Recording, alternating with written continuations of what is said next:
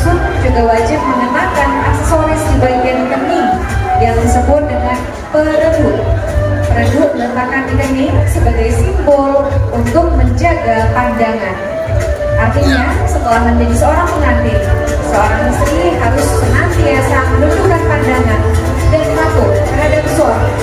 Bapak Ibu yang berbahagia, inilah penampilan terbaik dari Kabupaten Gayong Lues.